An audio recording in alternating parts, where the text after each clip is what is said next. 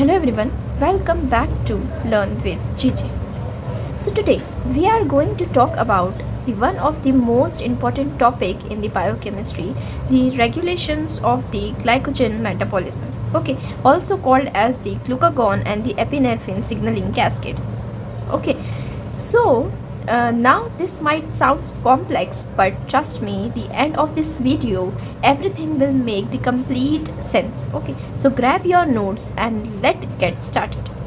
Now here हमने previous video में ये चीज़ समझ चुके हैं कि ग्लाइकोजन मेटाबॉलिज्म क्या होता है, ठीक है, ग्लाइकोजेनेसिस भी क्या होता है और ग्लाइकोजिनोलाइसिस भी क्या होता है, ठीक है। और यहाँ पे अगर से आपने वो वीडियो नहीं देखी है तो मैं थोड़ा सा ओवरव्यू दे दूँ कि ग्लाइकोजन एक पॉलीसेक्राइड मॉलिक्यूल होता है, ठीक है। मतलब एक बड़ा सा ब्रांच होता है ग्लूकोज का। बहुत सारे जब ग्लूकोज मॉलिक्यूल, छोटे छोटे ग्लूकोज मॉलिक्यूल जब ऐड होते हैं तो वो एक लंबी चेन का फॉर्मेशन करते हैं और वो लंबी चेन को हम ग्लाइकोजन बोल रहे हैं, ठीक है। और वो जो लंबी चेन होती है ग्लूकोज की वो हमारे लिवर और मसल के अंदर में स्टोर होती है, ठीक है। लिवर के अंदर में जो ग्लाइकोजन स्टोर होता है वो मेनली ब्लड ग्लूकोज लेवल को मेंटेन करने के लिए होता है पूरी बॉडी का, ठीक है। और मसल्स के अंदर में जो ग्लाइकोजन होता है वो सिर्फ मसल के लिए ही होता है। जब हमारी एनर्जी प्रोडक्शन के लिए ड्यूरिंग द एक्सरसाइज के टाइम पे जब हमारी बॉडी को इनफ एनर्जी की ज़रूरत पड़ती है तो वहाँ पर हमारी बॉडी जो है मसल से ही मसल का ग्लाइकोजन को यूज़ कर लेती है। वो लिवर से ग्लाइकोजन को नहीं मांग लेगी, वो मसल के पास ही जो ग्लाइकोजन होगा उसी को यूज़ कर लेगी, ठीक है। अब क्वेश्चन ये है कि ये जो ग्लाइकोजन है ये कब बनता है और कब टूटता है, ठीक है। तो इसी को कहते हैं हम रेगुलेशन, ठीक है। रेगुलेशन का मतलब क्या होता है कि किसी चीज़ को रेगुलेट करना, मीन्स रेगुलेटर्स होते हैं, ठीक है। हमारे सिलेंडर्स होते हैं हमारे घर में, तो उसमें रेगुलेटर होता है। अगर हम नीचे से रेगुलेटर को ऑन करेंगे तब हमारी गैस जलेगी, ठीक है। और अगर हम ऑफ़ कर देंगे तो हमारी गैस नहीं जलेगी। वैसे ही होता है अगर हमारी बॉडी में ग्लाइकोजन का ब्रेकडाउन अगर रेगुलेशंस के थ्रू हार्मोनल या तो फिर एलोस्टेरिक रेगुलेशन कंडक्ट करते हैं इसको, अगर ये हार्मोन्स या एलोस्टेरिक रेगुलेटर्स जो होंगे अगर वो चाहेंगे कि इसको हमें कैस्केड को चालू करना है तो ये चालू होगी, वरना नहीं होगी, ठीक है। तो हम अब आगे बढ़ते हैं। तो इसका पाथवे ये है जो सामने स्क्रीन पे आपको दिख रहा है, ठीक है। मतलब यहाँ पे क्या होता है कि एक जैसे कि मायोसाइट सेल है जो कि मसल की सेल होती है और एक हेपेटोसाइट सेल है जो कि लिवर की सेल होती है, ठीक है। हेपेटोसाइट सेल कहाँ सेल कौन सी है? लिवर की है। और मायोसाइट कौन सी है? मसल्स की, ठीक है। यहाँ पे क्या होता है कि मसल्स के जो सेल होते हैं हम उसे मायोसाइट सेल कहते हैं और जो लिवर के सेल होते हैं हम उसे हेपेटोसाइट सेल कहते हैं। अब मायोसाइट सेल्स जो होते हैं ना उस पर एपिनेफ्रिन काम करता है और हेपेटोसाइट सेल्स जो होते हैं उस पर ग्लूकागॉन काम करता है, ठीक है। अब ये दोनों हार्मोन आए कहाँ से? जब बॉडी के अंदर में स्कार्सिटी हो जाती है ग्लूकोज की, मतलब जब हमारे ब्लड के अंदर में ग्लूकोज नहीं है, ठीक है, ब्लड में भी नहीं है, या जैसे कि लिवर जो होता है वो ब्लड को ग्लाइकोजन देता है तोड़ के ताकि एनर्जी मिले, ठीक है, ग्लूकोज मिले। और जो मसल होता है वो एनर्जी देता है मसल्स को ही ताकि एनर्जी मिले, ग्लूकोज मिले मसल को, है ना।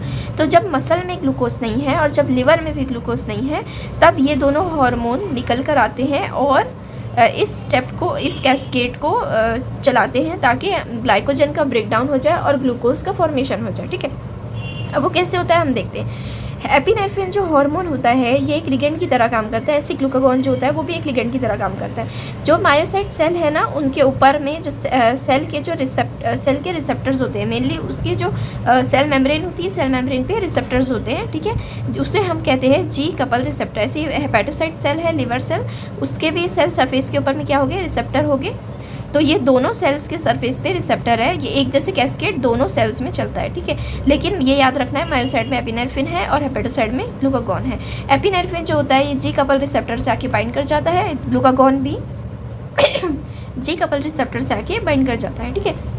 उसके बाद क्या होता है कि जो ये एटीपी मॉलिक्यूल होता है ना, ये एटीपी मॉलिक्यूल एडिनाइलेट साइक्लेज एंजाइम के थ्रू सीएएमपी में कन्वर्ट हो जाता है। अब सीएएमपी क्या है? साइक्लिक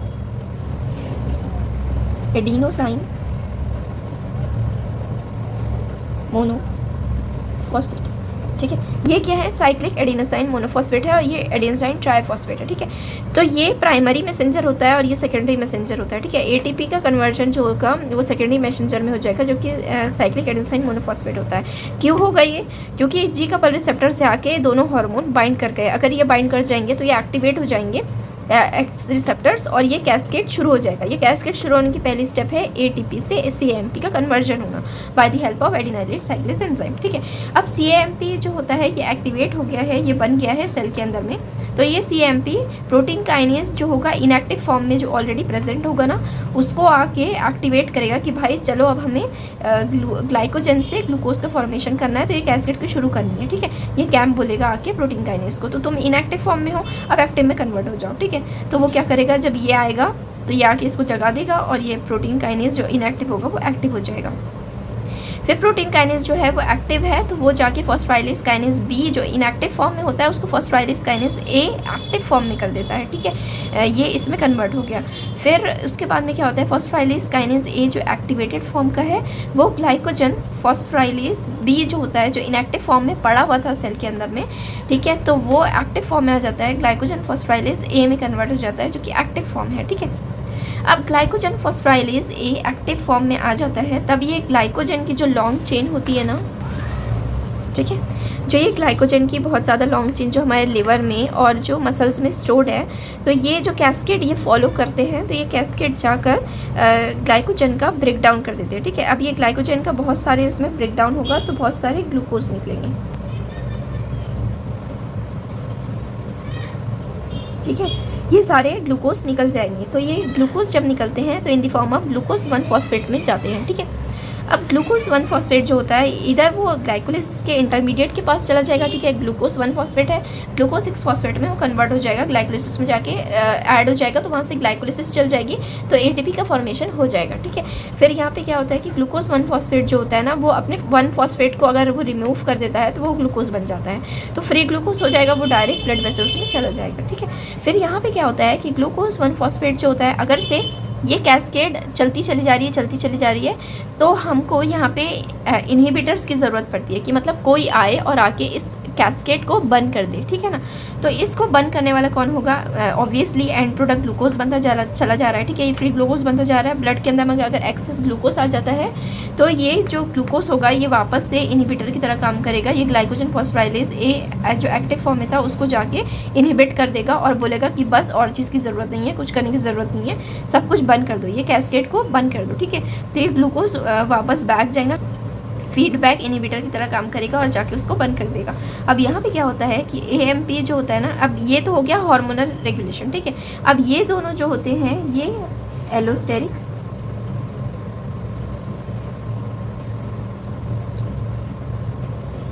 ठीक है ना, ये जो हो जाता है एपिनेफ्रिन और ग्लूकागॉन की जो हमने बात की, ये क्या थे, हार्मोनल रेगुलेशन को रेगुलेट कर रहे थे, ठीक है। बट यहाँ पर हम एलोस्टेरिक रेगुलेटर्स भी देखते हैं इस कैस्केड में। यहाँ पे क्या होता है कि कैल्शियम 2++ जो होता है, कैल्शियम का एक मॉलिक्यूल आता है, फॉस्फोराइलेज काइनेज बी को एक्टिव कर देता है, ठीक है। ये क्या कर रहा है, ये एक्टिवेट कर रहा है इस प्रोसेस को, ताकि अगर से हार्मोनल रेगुलेशन नहीं भी चल रही है तो एलोस्टेरिक रेगुलेटर जो होते हैं वो आके इस स्टेप को एक्टिवेट कर देंगे, तो ये कैस्केड एज इट इज़ चलने लगेगी, ठीक है, जैसे चल रही है। अब यहाँ पे क्या होता है, जैसे हमारी मसल्स के अंदर में हम देखें कि बहुत ज़्यादा विग्रस एक्सरसाइज हो गई है और एक्सरसाइज के बाद में हमारी मसल्स के अंदर में एटीपी नहीं है, एनर्जी नहीं है, ग्लूकोज नहीं है, ठीक है। तो हमारे पास में जब एटीपी नहीं होता है तो एएमपी का जो होता है ना प्रोडक्शन बहुत ज़्यादा बढ़ जाता है, मतलब जो एएमपी होता है ना वो बहुत ज़्यादा बढ़ जाता है, क्योंकि एटीपी तो है ही नहीं, है ना। तो ये एएमपी बढ़ जाता है, तो इसकी वजह से ये भी एज एक्टिवेटर की तरह काम करता है कि ये ग्लाइकोजन को जाके कहेगा कि बस अब जल्दी से ग्लूकोज 1 फॉस्फेट का कन्वर्जन करना शुरू करो, क्योंकि हमारे मसल्स में और ब्लड के अंदर में इनफ ग्लूकोज है ही नहीं, है ना। तो ये एज एक्टिवेटर काम करेगा। और फिर यहाँ पर ये कैस्केड ऐसे चलने लगेगी और ग्लूकोज 1 फॉस्फेट का कन्वर्जन हो जाएगा, ग्लाइकोलिसिस हो जाएगा, ग्लाइकोलिसिस से ग्लूकोज बन जाएगा, एटीपी बन जाएगा, ठीक है। और क्रैब साइकिल भी चल जाएगी, वहाँ पे भी एटीपी बनेगा, फिर ईटीसी साइकिल में चल जाएगा, वहाँ पे भी एटीपी बन जाएगा, तो ऐसे बहुत सारी एनर्जी यहाँ से बन जाएगी। फिर ये ग्लूकोज जो होता है ये ब्लड में चला जाता है, ब्लड से पूरे ब्रेन में, आरबीसीज में, सब जगह चला जाएगा ये ग्लूकोज और वहाँ जाके एनर्जी देगा। Okay, that's a wrap up on the regulation of the glycogen metabolism. I hope the cascade and the hormonal control finally makes sense to you now. If you found this video helpful, don't forget to hit the like button and subscribe to the channel for the more such biochemistry content. Okay, so drop your question in the comment below. I read every single one. Until next time. Okay, so keep studying smart and I'll see you in the next video. So thank you for watching.